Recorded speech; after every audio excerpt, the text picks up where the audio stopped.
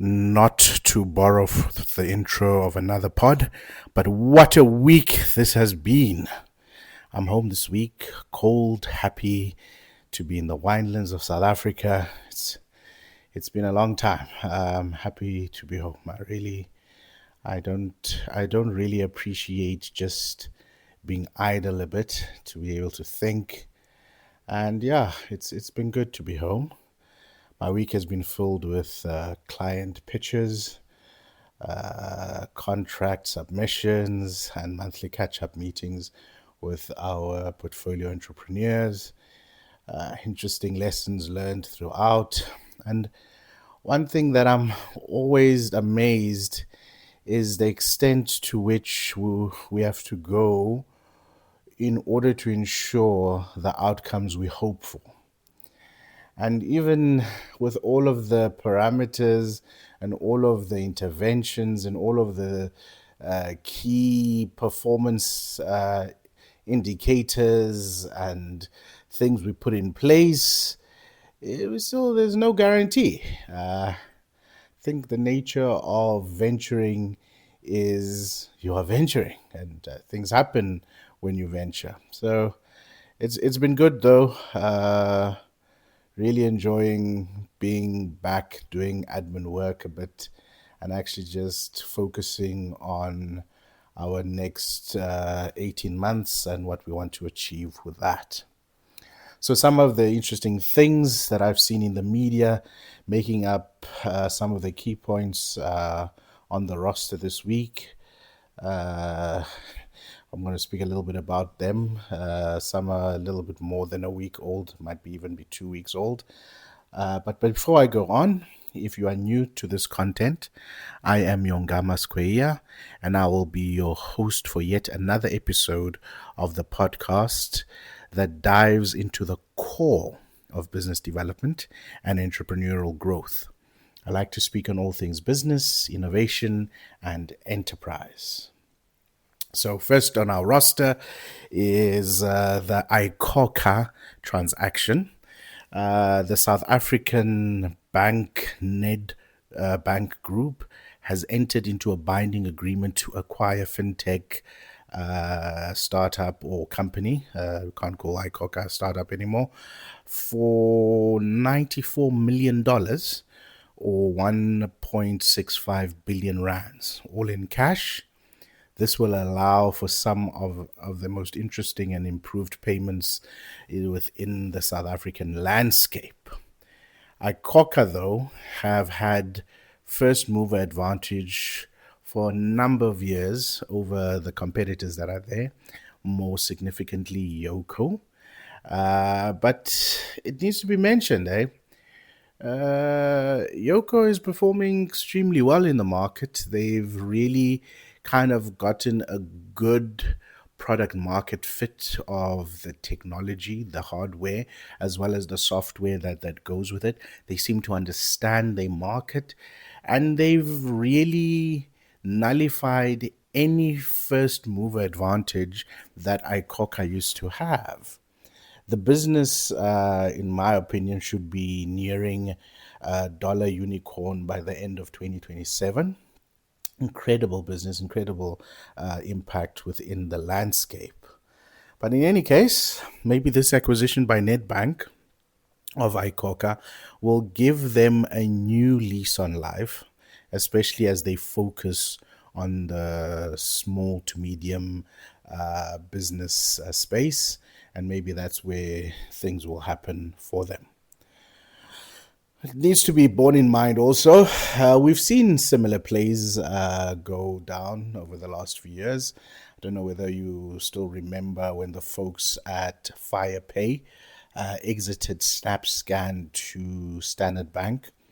What was originally a very innovative payment platform used across most of Cape Town in coffee shops, parking facilities. It was an incredible innovation at the time. Became less and less available after the the acquisition. I think having gone into a corporate, they did not go out and convince vendors to take up the offering. And therefore, there were less and less places where you could use SnapScan, as opposed to when it was still an entrepreneurial business. Every second or third day, there was a new vendor who was added onto the list. It was an exciting time. And I would think that, you know, oh, I'll hate to think that the new owner of iKhokha will end up doing something similar, actually just shelving and putting the product there and not really going out and being aggressive to make this $94 million make sense, or at least the spending of it. But we wish them the best and congratulate the entrepreneurs behind iKhokha. This has been a really good thing to witness within the South African ecosystem, within the African fintech ecosystem, where there is still significant space and opportunity for startups and specifically fintech startups to actually exit to established banks to offer something new, something innovative, something that the banks with their huge balance sheets are not able to reproduce themselves and are having to go to the market to see where to get these. So it's an incredible thing, and we really commend this, and we'd like to see more such opportunities come through for the ecosystem. Then, secondly, on the roster is a article that I read on the demise of Wanatu. So, some months ago, on my monthly visits to the capital, which is Pretoria, I came across what I heard was an Afrikaner e-hailing service. You heard that right? Afrikaner, as in the minority white grouping within South Africa. To my knowledge, this business was positioned as for Afrikaans speakers by Afrikaans speakers. So I was told. Well, I use Uber. I use Uber a lot, actually. I think I've got a 4.75 rating on Uber, and I've had well over 200 Uber rides. So I'm actually, it might be significantly more than that. So I use Uber a lot. And over the years that I've been using Uber, I've come to understand the e-hailing ecosystem across South Africa. As I use the service in all the major cities, the first tier cities as well as the second tier cities, throughout my operations on an annual basis. So I'll use Uber in a small city like Kimberley. I'll be using Uber in a bigger city like Cape Town or Durban or wherever. So wherever I go, I usually use Uber. So, and I know about the disgruntled feelings shared by Uber drivers in places like Gqeberha, the creative co-driving for both Uber and Bolt in East London, as an example, and many other places, as well as the violence experienced by e-hailing drivers within Johannesburg and Pretoria. I can share stories and anecdotes of some of the trips and remarkable things that Uber drivers experience on a daily basis, and they share these with you as you sit there. Well, I like to talk to people, so I get to hear these stories. So, all in all, I feel that I'm quite well suited to have an opinion on the sector and its developments within South Africa. As I've come to understand, the founding of Wanatu was to serve Afrikaans speaking communities while promoting job creation within that demographic. Quite a noble pursuit and one that should be encouraged. But let's consider the historical context upon which this ideology is based.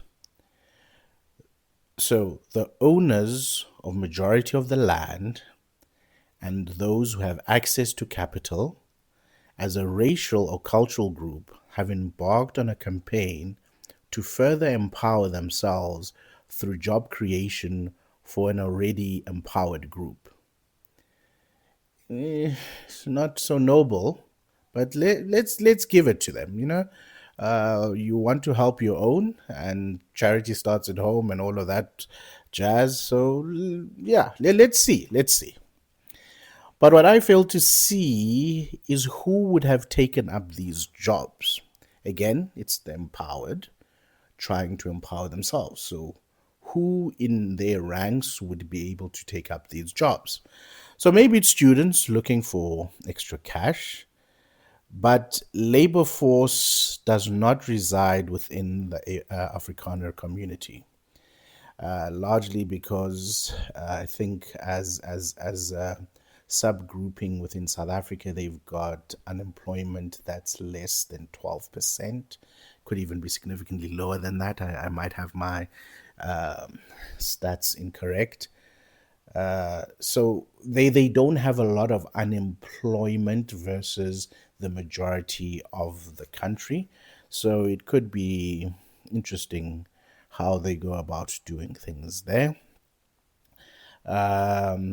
Also,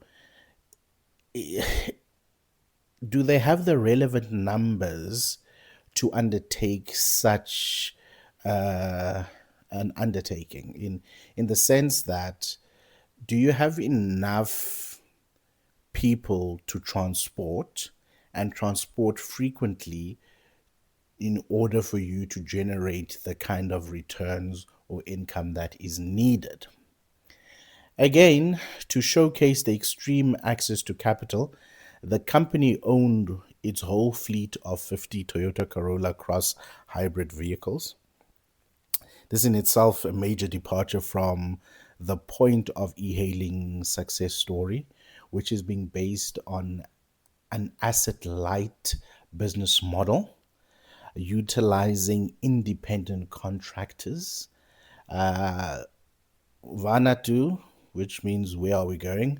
Wanatu is, yeah, or was at least, because now this is in the past tense, was going against that established understanding. I would imagine when you own the fleet, you would have to fully employ the drivers, and as an incentive scheme on non-owner drivers is quite negatively correlated, because when I own my vehicle and I decide to work 2 or 3 extra hours, I understand why I'm doing that, because I get to earn more. But if I am salaried, I've got a fixed amount that I get on a monthly basis. Whether I work 8 hours, 10 or 12 hours is irrelevant, because I've got my salary. Unless they had another system of aligning the incentives there, that the more you work, the more you get. But essentially, the incentive scheme is not in harmony, and I don't think people would work harder. So, as nothing empowers people more than allowing them to receive greater compensation for greater effort put in to what they are doing. Once again, these drivers being permanently employed meant that they offer to the company real overheads. They are a cost point that needs to be looked at all the time.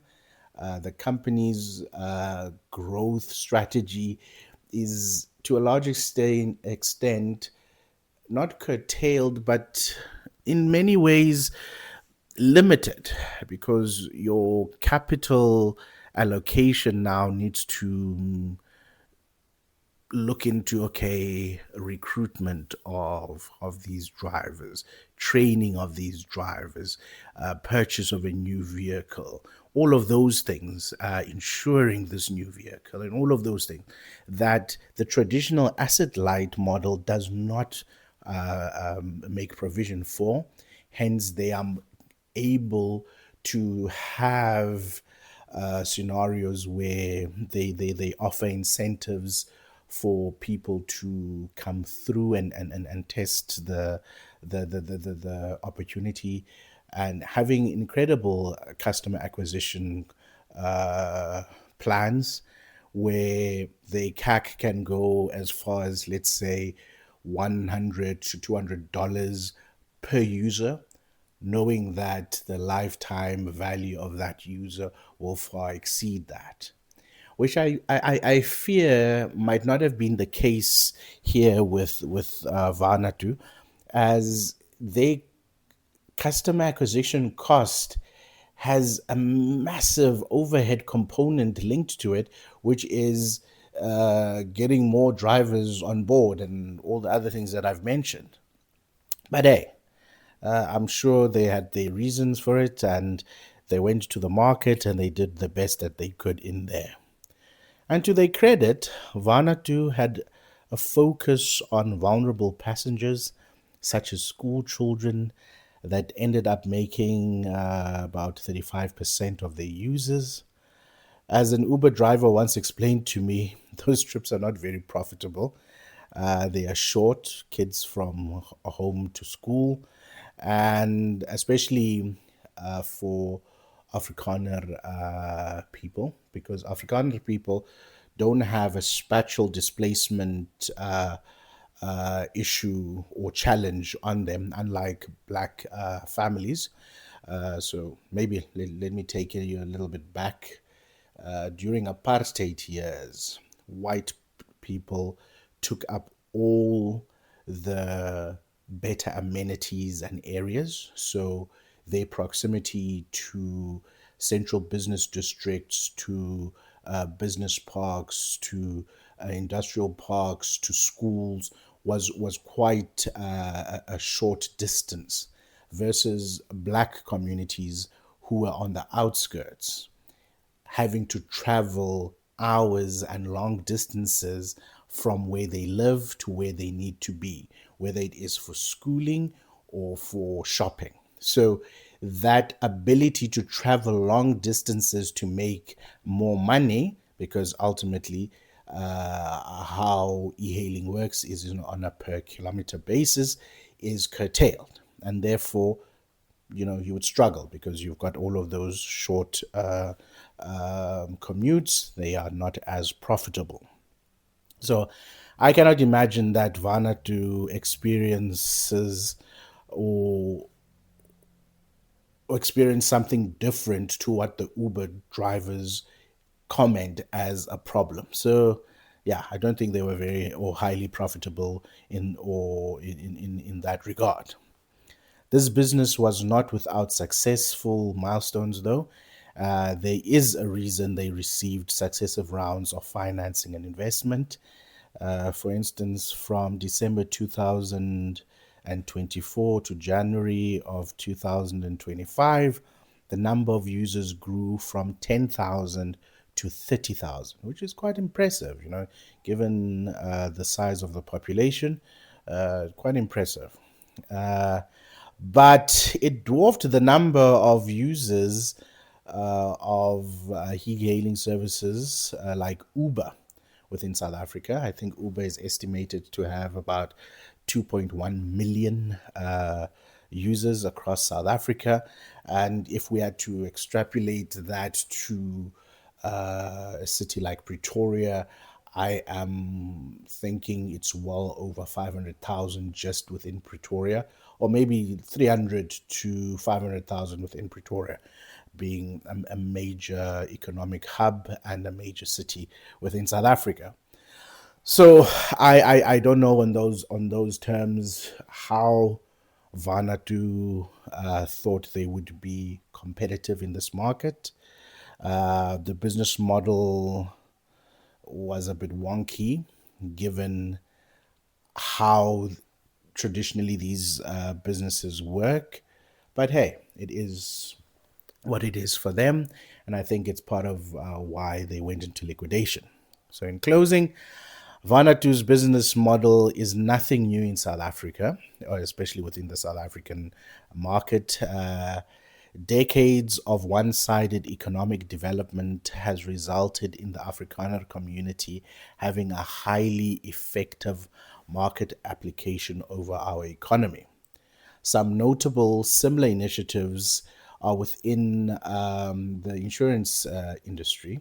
There's an insurance company called Verseker, which is insure but in Afrikaans, which also focuses on this particular group, which is the Afrikaner group, and particularly Afrikaans as the language upon which you communicate with the people for insurance. And it's a niche market that has worked very well for themselves. You've got apparel companies like Burbu that are doing extremely well within this niche market of Afrikaners and Afrikaans. If you look at the music industry, the biggest selling artists are Afrikaner artists or Afrikaans singing artists. Refensi, which is a black artist that sings in Afrikaans, is doing extremely well.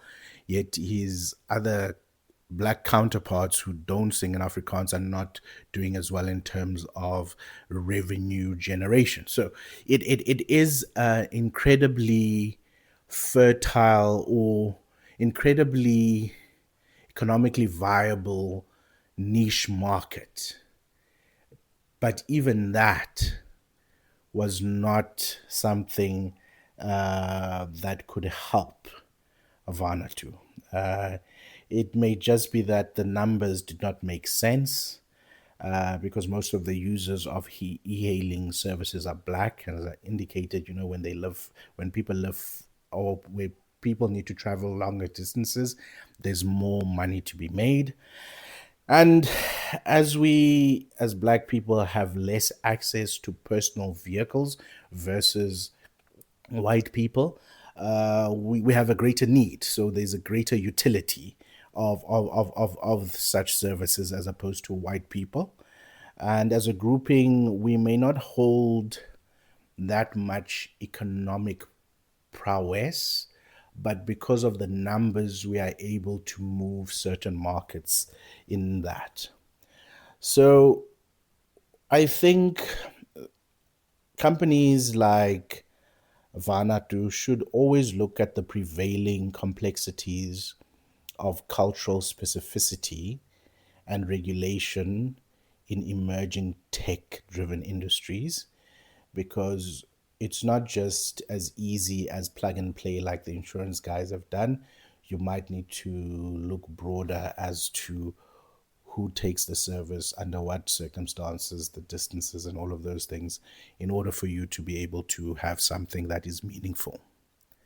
But hey, it's sad that a business that was doing something, I don't agree with the reasons behind what they were doing, but it's still very good for the economy that there is some economic drive happening, that it got liquidated. It was not profitable.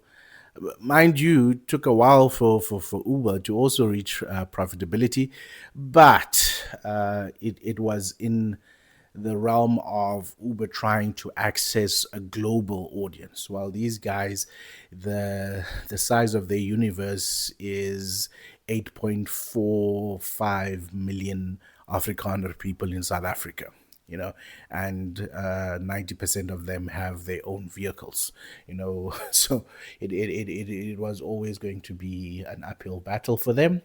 And yeah, here we are now, and they are fully liquidating. It's a sad thing, but it is what it is.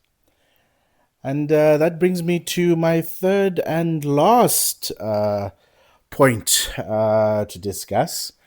This one, it hits a little bit close to home. It's FFA, or Founders Factory Africa. In passing, I would just like to comment on this because in many ways it is a scandal, and it is a scandal that has hit the venture market in South Africa in a very bad way. So Founders Factory Africa, which rebranded to 54 Collective in 2024. Um, you get it now why they called 54 Collective. There's 54 states in Africa. Cute name. So this was essentially a venture capital firm and startup studio that supported transformative technology companies across the African continent. Well, I do not know much about the scandal that has broken, but essentially there were monies that were misappropriated that should not have done so. But I think everyone can take their time to Google and check into this. Uh, uh, there's court proceedings and stuff like that, and I really don't think it's my place to delve deep into this. Because it's not about structure of business and business development. It's about people's ethics and stuff like that. And I don't comment on other people, you know. But what I do want to comment related to it is that this scandal has broken, I feel that the ecosystem is poorer because of the liquidation of this entity due to the negligence, maladministration, corruptive conduct of this executive team. And this will forever rob the continent of similar initiatives being pioneered in future. And more importantly, because they received their money from MasterCard, that international players would not want to work with African pioneers, African entrepreneurs, and African ecosystem developers because of this example. So I'm very saddened by their conduct because they are precluding so many potential things that could have happened from happening, or because they could not manage themselves as they expanded and they wanted to have greater um, social standing and various other reasons why people do what they did.